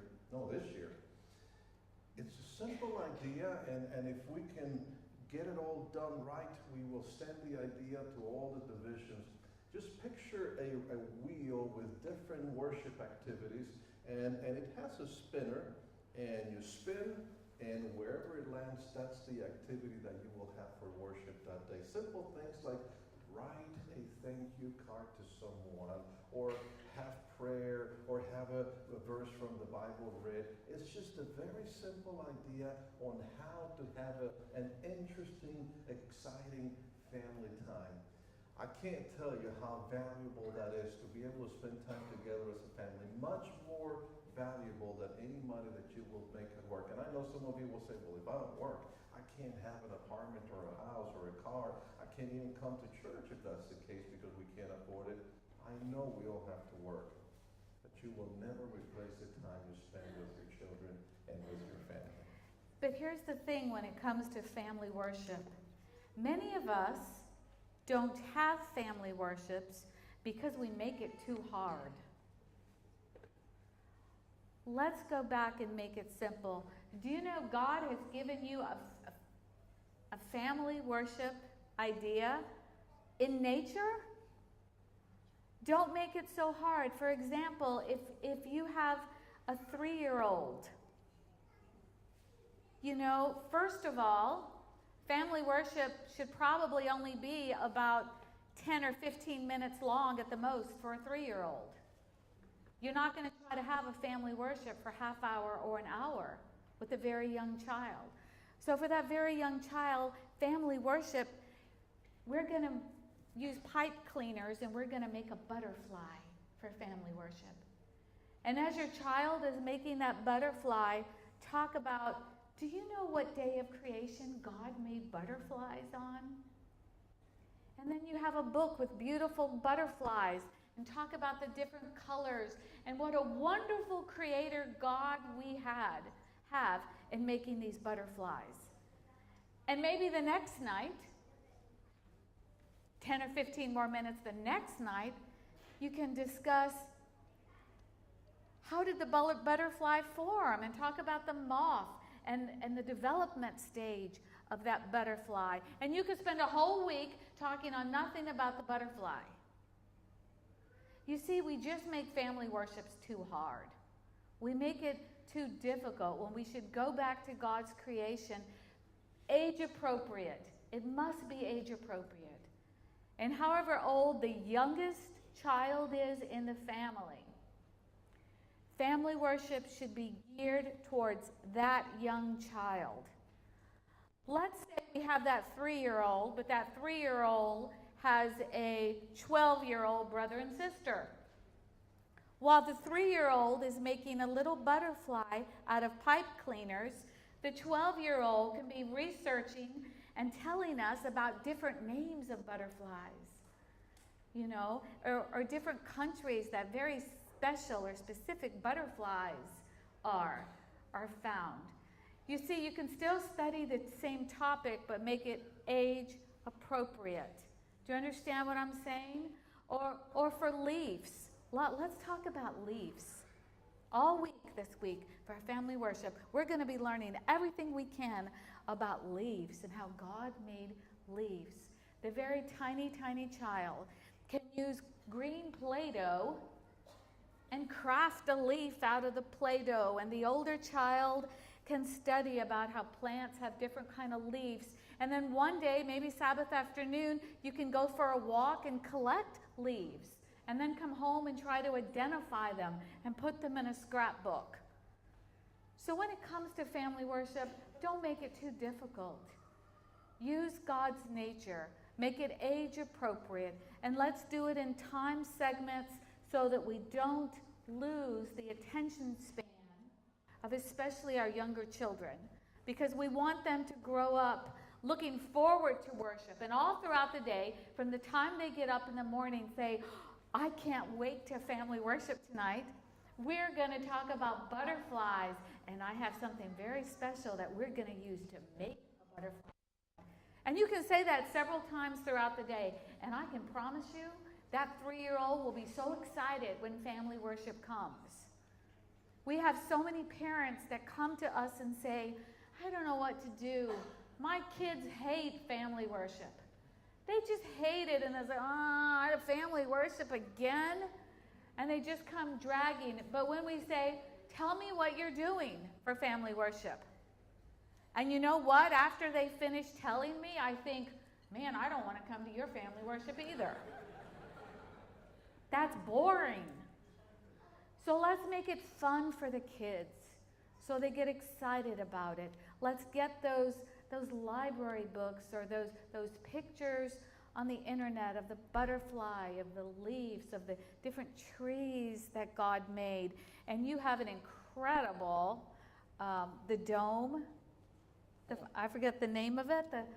The dome, right? And then the cloud walk too. We did both with Cynthia and Pastor Eric, and we just loved that. So what an opportunity to go there and just pick one type of flower, the orchid. The orchid, that's your flower here, I found out, in Singapore. That's also the country flower of Colombia for my husband. We love orchids too. So study the orchids and the different varieties that God made of the orchid. So practice daily family worship. Age appropriate, short enough so that it meets the needs of the young child, and build that anticipation throughout the day about what they're going to study so they get excited about it. Last night I mentioned a song, and I didn't have all the lyrics, but I want you to I'm not going to sing it. Just listen to the words. It's by Harry Chapin, and it's called Cats in the Cradle. My child arrived just the other day. He came to the world in the usual way, but there were planes to catch and bills to pay. He learned to walk while I was away, and he was talking for I knew it, and as he grew he'd say, I'm going to be like you, Dad. You know I'm going to be like you. And the cats in the cradle and the silver spoon, little boy blue and the man in the moon. When you coming home, Dad? I don't know when, but we'll get together then, son. You know we'll have a good time then. My son turned 10 just the other day. He said, thanks for the ball, Dad. Come on, let's play. Can you teach me to throw? I said, not today. I got a lot to do. He said, that's okay. And he walked away, but his smile never dimmed. It said, I'm going to be like him. Yeah, you know I'm going to be like him. And the cats in the cradle and the silver spoon, little boy blue and the man in the moon. When you coming home, Dad? I don't know when, but we'll get together then, son. You know we'll have a good time then. Well, he came from college just the other day, so much like a man, I just had to say, son, I'm proud of you. Can you sit for a while? He shook his head and he said with a smile, what I'd really like, Dad, is to borrow the car keys. See you later. Can I have them, please? And the cats in the cradle and the silver spoon, little boy blue and the man in the moon. When you coming home, son. I don't know when, but we'll get together then, Dad. You know we'll have a good time then. I've long since retired and my son's moved away. I called him up just the other day. I said, I'd like to see you if you don't mind. He said, I'd love to, Dad, if I could find the time. You see, my new job's a hassle and the kids have the flu, but it's sure nice been talking to you, Dad. It's been sure nice talking to you. And as I hung up the phone, it occurred to me he'd grown up just like me. My boy was just like me. And the cat's in the cradle and the silver spoon, little boy blue and the man in the moon. When you coming home, son? I don't know when, but we'll get together then, Dad. We're gonna have a good time then. It's a secular song, but to me it's almost like a prophecy. So when we say practice daily family worship and you think, I'm too busy, I've got too much to do, but we'll get together then. We'll have worship one day. Don't worry, it'll happen. One day you may find out with no one to have worship with because they're too busy for you. This may also go without saying, but attend church regularly. Church attendance should not be optional. It should be something natural that happens every single week. If you go, they will follow. If you don't, they will follow. So make sure that you attend church regularly. And we've already said number 6 before, so we'll just mention it briefly. Maintain a positive attitude toward and about the church, its leadership, its doctrines, and the members. Even if you don't agree with everything that's happening in your church, don't discuss that in front of your children. Don't say it in front of your children. It's so important. Our attitude runs off. Your children are watching you. They're listening to your words as you get in the car and drive home after church on Sabbath. Or Sabbath morning as you're getting ready and you're hustling around and man, the kids aren't getting dressed and you're just frustrated. How are you going to get to church with a positive attitude if the morning has been hectic and terrible and you've been screaming and yelling at each other before you even get in the car to come? You know, and all of a sudden you walk in the door, oh, hi, Pastor. And you've been fighting all the way to church. You know, so maintain a positive attitude when it comes to everything spiritual and about the church. Number 6, teach the faith. Obviously, again, you are the first disciple makers that your children will have, so make sure that you do spend time teaching them the faith too.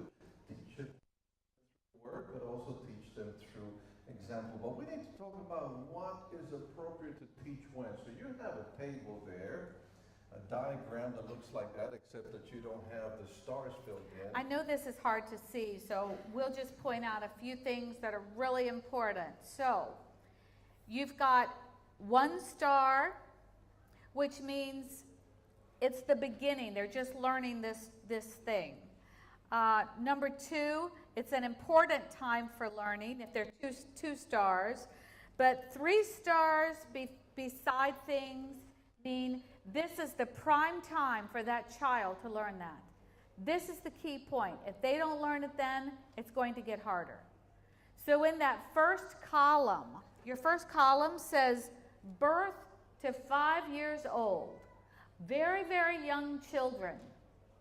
I want you to pay attention to where the 3 stars are in order. In other words, from birth to 5 years old, very young toddlers. These are the ones you need to put 3 stars in. First one, character development. Character development is formed birth to age 5. 3 stars right off the bat. Their character. Do you want your child to be kind? Do you want them to grow up to really be considerate of other people? To be honest, to be truthful, to have a good character, integrity, well, guess what? Starts from the time they are born, birth to 5. Another 3-star one. This is important. Prayer life. Your children need to learn to pray birth to age 5. And you know what? This is a time that little children just fall in love with Jesus. You know, Mommy, I lost my dolly. The first words out of our mouth should be, let's pray to Jesus. Jesus, please help me find my dolly.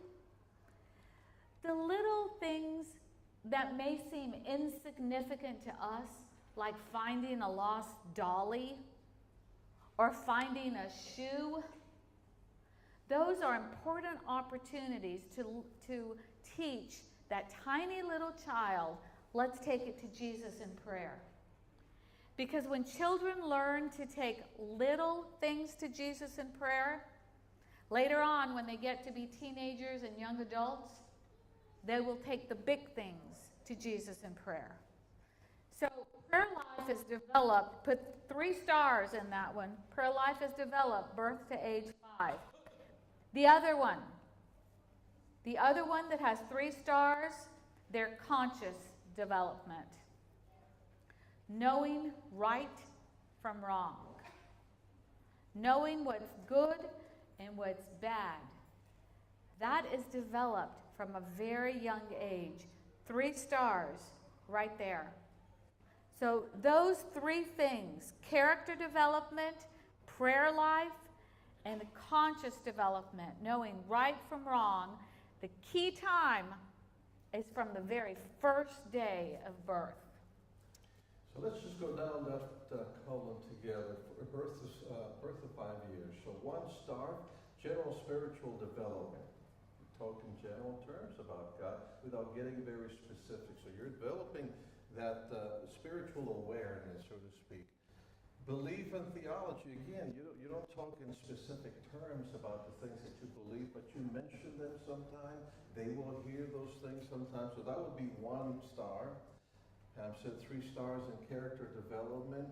Grace and salvation, 1. And in fact, you may even do that through your own example when they make mistakes. How do you treat them? Gracefully or judgmentally? Biblical knowledge. You can start buying them some Bible story books. You can read them. It's at their age level, so they're very simply written. Service for others, which would be nice if you would do some things for people in need and you would take them along. For instance, when I was a hospice chaplain, when I pastored for 10 years and then requested a leave of absence to get my master's. And when I finished my master's, I was hired as a marriage therapist. But then I was invited to become a hospice chaplain. You know, hospice is the organization that takes care of patients who are dying. They are terminally ill. And at that time, it was in the 90s, it was when the AIDS epidemic began to be better known. And so we began to receive AIDS patients. And among them, I remember there was a gay man who had AIDS. And so I came to visit him, and he was living with his parents because he was not able to maintain himself and support himself. Got acquainted with them. We became very close. And so one time I said, can I bring my daughters here? And they said, of course. And I brought my daughters, and they were delighted because, again, at that time, without having all information, some people were thinking, you can't even be in the room with an AIDS patient because you could get AIDS when you know it's not transmitted that way. So for them to see children, they haven't seen them because everybody was afraid of them. It was good for them, and it was good for our daughters. They learn sympathy. They learn compassion that way. So that's the kinds of things you can do to help develop that service for others. Prayer life, we just said, 3 stars. Conscious development, 3 stars. Church community, 1 star. Not that it's not important, but they learn it by coming with you on a regular basis. The great controversy, the big picture of the great controversy. Children ages birth to 5 is just way too much for them to understand the conceptual idea of the great controversy. So that's not something that you would spend any time with them on at that age. Baptism and commitment, again, it's too young for them or too early for them to begin to think about committing their life to Jesus Christ. So it's probably not important for you to talk about it in depth. You can see, or they can see the baptisms that are taking place in the church, and maybe they'll ask you, and you can explain to them, but it's probably too early to devote time in that. A growing Christian life, 1 star, and sharing God with others, 1 star. Then we move to the next age stage, would be 6 to 9 years of age, and things begin to change a little bit. So again, from top to bottom, general spiritual development now moves from 1 star to 2 stars. Now you begin to teach more in depth what we would call the doctrines of the church. Explain, why is it that we dress a certain way? Why is it that we eat certain things? Why is it that we do certain things one way or another? That's the general spiritual development, and same thing with beliefs and theology. Character development, it's 2 stars. Not because it's less important, because the important critical years are the birth of 5 years. By 6 to 9 years, you're not teaching it, you are reinforcing it. Then you get to grace and salvation, and see moves from 1 star to 2 stars. Then you begin to explain in greater detail what the reason that Jesus had to die. Why is it that we have to accept him as our Lord and Savior on our behalf? When it comes to biblical knowledge, well, now they may be going to Sabbath school, and so they learn the stories and the meaning of the stories. Again, when it comes to service for others, you can include them even more so. Now they can help clean, sweep floors, or help paint the house of someone who can't do it for themselves. Those are service-oriented projects. Prayer life, notice that all across it has 3 stars. That's because it's important at any age. You don't just say, well, it's important when they're little, but not necessarily when they grow older, or vice versa. When it comes to conscious development, again, in this second stage, well, it's not that it's less important, but because you've emphasized it in the early years, then you encourage it in the formative years, or the transitional years, rather. Church community, it's critically important that your children attend church during these years.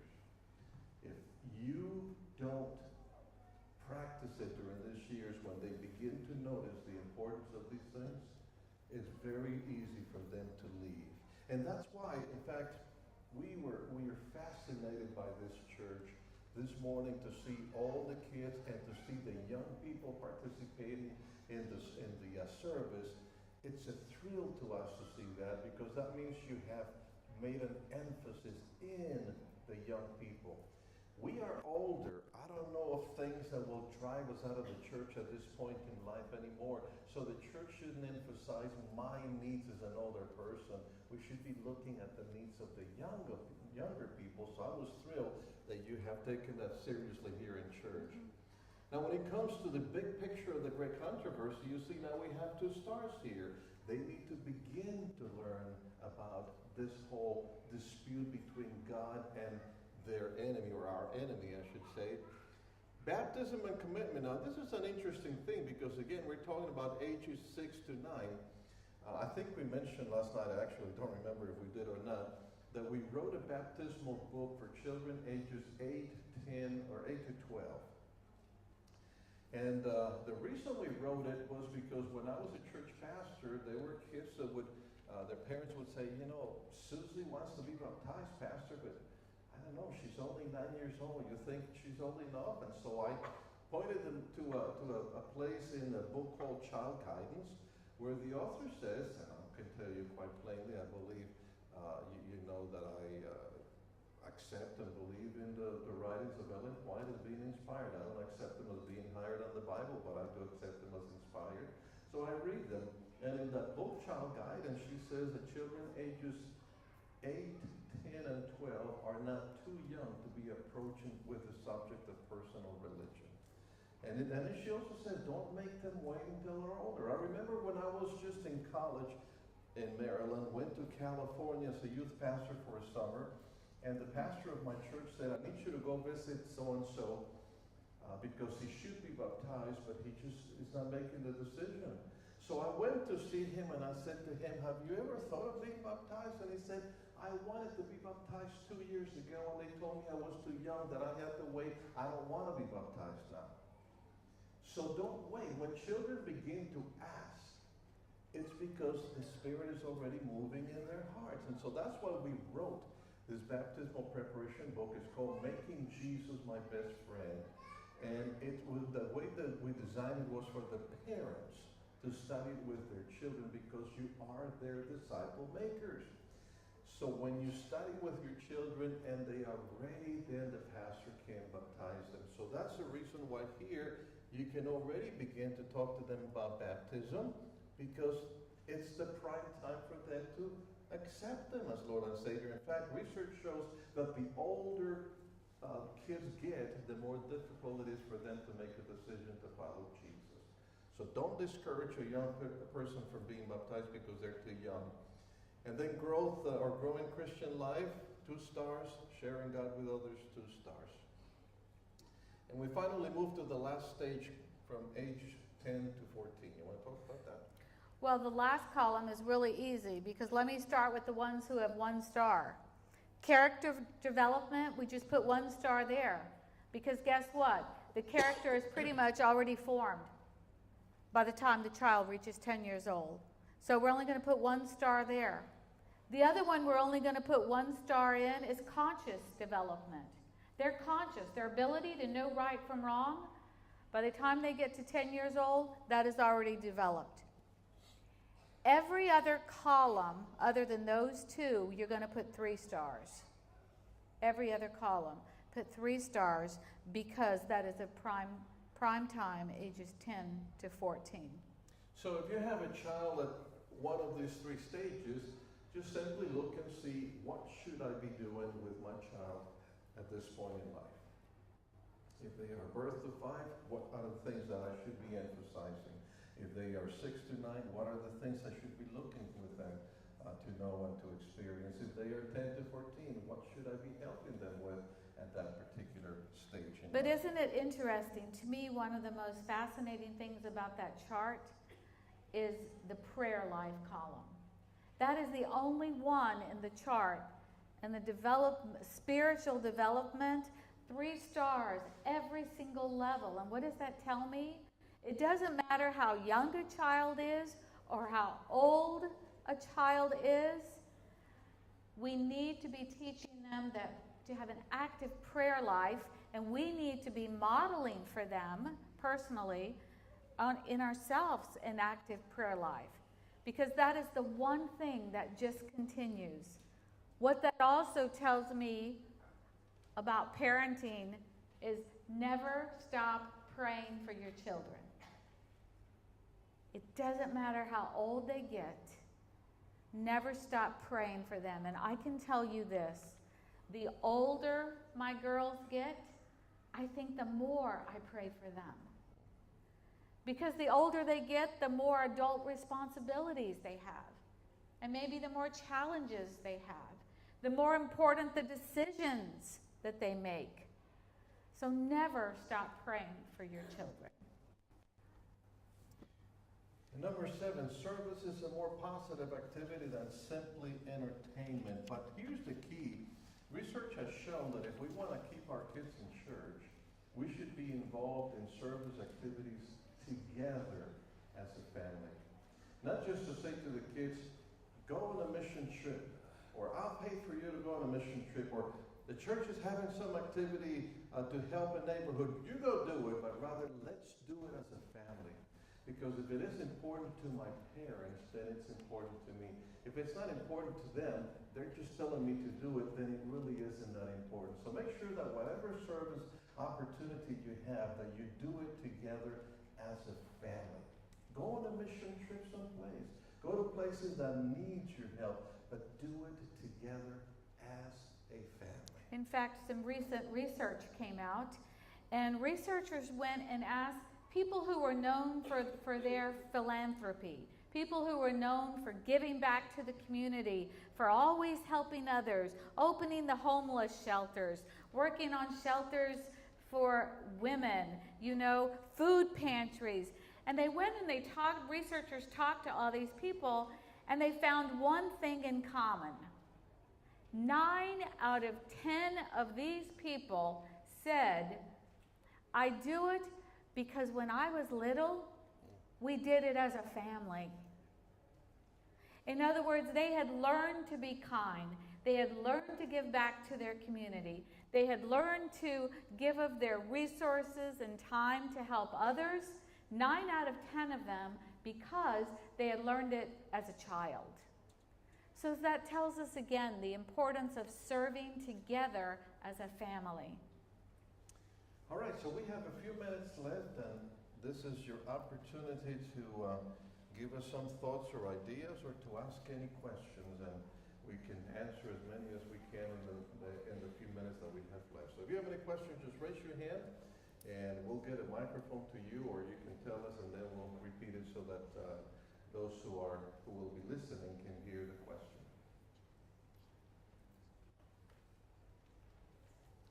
Let's see, very shy or very tired? Here's one.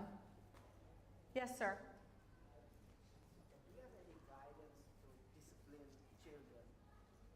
Like myself, I was raised, my parents like to discipline me and spank. And I just like to know what's you do as a parent. So in Singapore, parents are hesitant to discipline or spank. Okay, he's asking, do we have any guidance on disciplining our children? Recently, at the North American Division office, I received a telephone call. And I answered the telephone, and there was this woman on the other end of the phone, and she said to me, "Sister, I know I'm right, and you have to tell me I'm right. The Bible says we should whoop our children into submission, right?" And she said, beat them until they obey. Just whoop them and whoop them. And she would not stop. She just kept going on. And I was trying to get a word in edgewise and talk to her about discipline. But I'm not sure I ever got through to her. But what I was trying to say to her is, you asked me about disciplining our children. It's interesting that the root word of discipline is disciple. And so when I talk about discipline in the books we wrote, we always talk about what we call beneficial discipline. In other words, let me give you an example. My child... As opposed to punishment. That's what some people say discipline next to. What they're really thinking is about punishment. Right, the difference between discipline and punishment. And what we should do is discipline or disciple our children. I get a call from my daughter's teacher. She's not doing her homework. She's failing. Okay, what does discipline look like versus punishment? My child gets home from school. Punishment would look like, you go to your room and you stay there all night. I'll bring your supper to the room. You're not going to play with your friends. You're not going to go anywhere. You're just going to stay locked in your room all night. My goal as a parent is to get my child to do their homework, right? If I have sent them to the room and locked them in the room all night as punishment, is that going to achieve my goal? Probably. Most likely that will not achieve my goal because my child is in the room alone. So my child could be on their electronic device, listening on their cell phone. A lot of children have TVs in their room, watching TV, on their iPad, on their video game. I've sent them to the room and I've just probably rewarded them. But I definitely have not achieved my end result. Beneficial discipline would be, my child walks in from school and I say, your teacher called me today, so this is what's going to happen. Right now, you're going to sit right here at this dining room table while I'm cooking dinner. And I'm going to be watching you. Oh, and guess what? I've communicated with your teacher, so I have a list of your homework. I know exactly what you have to do for tonight. And I'm going to be watching you. Yes, I'll be here to help you. If you have any questions, I will do my very best to try to help you with your homework. But no, you're not going to watch TV. You're not going to listen to any technology. You're not going to go play with your friends. Because you know why? Because I love you.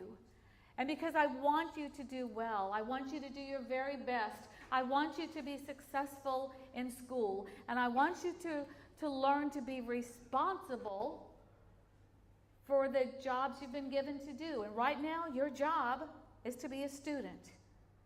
And every day from now on, your teacher and I are going to be talking by phone. And this will continue until you show me that you're learning to be responsible. You see, that's just one example of the difference between punishment, which very often is meant to hurt, but it doesn't always have the desired result. So I have to ask myself, the parent, what is the end result? This is what I want. How do I get here? How do I teach responsibility in a positive way, but so that I'm involved, so that I'm modeling it? You see the difference? Punishment versus discipline. And all too often we go the punishment route, when if we are discipling our children, we're going the discipline route. You also have to keep in mind always the age of the child. Obviously, the younger they are, the more specific you have to be, and not only with the requirements, but with the consequences. The older they get, then you don't have to be as specific. So think about your child's age. Let's just say that it's a younger child, and I'm saying younger, birth to 5. You can't just say, look, clean up your room or you're in trouble. What does that mean to a child? I'd rather to say, you need to clean up the toys on that side of the room and put them in the box. I'm going to give you 5 minutes. And here's what 5 minutes means. When this little hand goes over here, that's 5 minutes. And when it gets to that point, if you haven't done it, then maybe I'll take one of those toys and give it to a young boy that needs toys that doesn't have one. Since you're not using them, I'll just give them to somebody else. Now what happens when the hand reaches the 5 minutes and he hasn't done it or she hasn't done it? You have to do it immediately. That toy's gone. And don't say, oh, no, that's my favorite toy. Okay, you can have it. You just lost the battle. I told you I was going to do it. That is the punishment. So you don't have to whip it. But you can take some privileges away, so to speak. So you have to be very specific and act immediately, especially the younger they are. As they get older, then the consequences will be different based on what's important to them. It may not be a toy, it may be the use of the cell phone. Sean Boonstra, I don't know if you know Sean Boonstra, he's a speaker for Voice of Prophecy, one of our big speakers in the North American division. We were laughing at him. He's got a great sense of humor. He said to us one day, I put my girls in an Amish holiday. Amish are the ultra-conservative people that live in a certain area in the United States. They still ride horses and buggies. That's how conservative they are. And they don't use electricity. They don't have telephones. They don't have television. None of that stuff. So that's why he said, I pushed my daughter on an Amish holiday. And I said, what in the world is that? And he said, well, what happened was that I caught her on the cell phone when she was supposed to be sleeping. So I told her, for the entire weekend, you do not get to use any technology at all. Computer, iPad, iPhone, television, radio, nothing. That was the punishment for her. You don't have to whip anybody, but just to take all that electronic media away for a young person, that's an eternity. But that's the way that you contextualize it to their age. Okay? All right, any other questions? We have about 10 more minutes. Yes? There's a question back there. Yes, nice and loud. No, who's going to bring the mic? Oh, okay. Nowadays, a lot of teenagers start dating when they're in second. A lot of teenagers start dating when they're in secondary school. Although you say that you encourage your children not to date until they are high school or academy. So, but what if they want to? Some children I'll take it. would start young. So, how would you inculcate moral virtues in your children? You know, the outside world, the school has a lot of sex education. They would encourage them certain way and things like that. So how do Christian churches, schools, and educators have their own positive way of inculcating this moral virtue into them? And when do you start? How old do you start? Well, for us, first of all, let me clarify something. We didn't just encourage our daughters not to date until they were starting college. It wasn't an option. We didn't give them an option. So there's a difference between we want to encourage you not to date versus you're not allowed to. We're not having a debate here. You're not allowed to. So in our minds, what our young people should be doing up until, you may have a different educational system here, but for us in the United States, young people do not start university until like 18 or 19 years old. That was when our girls could have their first date at 18 or 19 years old. So for us, the ages moving up to that, they would have friends in large groups. They would develop those relational skills. And that's another big issue with our young people today. Because of technology, they are not developing the face-to-face personal skills. It's like, if I have a conflict with you, I'll unfriend you on Facebook. I don't even need to talk to you about it. I'll just unfriend you on Facebook. Or I'll put something nasty out there on social media instead of coming to you face to face and talking to you about a problem I have. Those are the types of skills that we need to be teaching in our schools. We need to be teaching in our youth groups, preaching from the pulpit, teaching our young people how to resolve conflict, and even teaching them sexual abstinence before marriage. We're not talking enough about that to our young people. We need to get rid of the stigma and just say it like it is. Let's talk about not having sex before marriage. Let's talk about conflict resolution. Let's talk about appropriate use of social media and developing communication skills, relational skills, so that we handle them face to face. That's what we need to be working on, not dating. That's our opinion, and that's what we practice with our girls too. And in fact, this is something that the church can do as well, because sometimes we inadvertently teach our young people that it's important to rush and start dating. For instance, when you see little Johnny, who's only 5 years old, playing with Susie, and you say, "Is that your boyfriend?" You're already planting in their minds the idea that, hurry up, you're 5 years old, you better get it going. See, we think it's funny. And the kids, of course, say, yeah, whatever it is, the reaction. But the more often they hear it, the more they think, this is something that we must have to start doing right away. So let's get away from that. Don't ask little boys or kids anything like, in fact, don't ask anyone who is not married.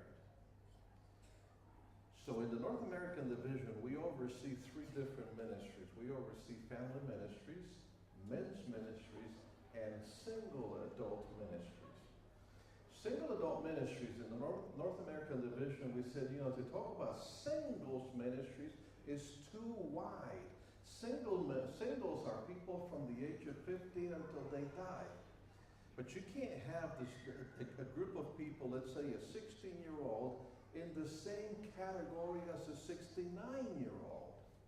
So we decided that we would divide the singles into two broad categories. 15 to about 35 would be considered youth or young adults. That's why they fall under youth ministries. From 35 and older, who are not married, who've never been married, who are divorced or who are widowed, they fall under the category of single adult ministries. That's our responsibility. And among the things that we have learned by working with single adults is, number one, they don't want to be called single or single. If they're not 35 yet, they don't want to be called single. They'd rather be called not yet married. Okay? The other thing that we have learned is that they don't like to come to church and have people say, so when are you getting married? Who's to say that it's God's plan for you to be married? What if it isn't? And so they feel bad that they don't have someone, and then on top of that, they come to church and are harassed constantly. When are you getting married? And sometimes what happens is, in many countries, in many churches, we have a lot more women than we have men. So the ladies come to church, look around, and there are no men, and so then they feel like, well, then I guess I better go someplace and find me a man. It may not be the best person, but at least I can stop being asked the question, when are you getting married? And that may be a mistake. So don't ask the question about marriage. Let that be between them and God, and let them be the ones to make those decisions. That will discourage early dating or dating outside of the church. Hopefully that will solve some of those situations. We know it's been a long day, and we want to thank you for being so attentive to us this afternoon. But now we will transition into the next part of our program and let your conference director come up. Thank you so much. God bless you all. Thank you so much for being with us last night and today.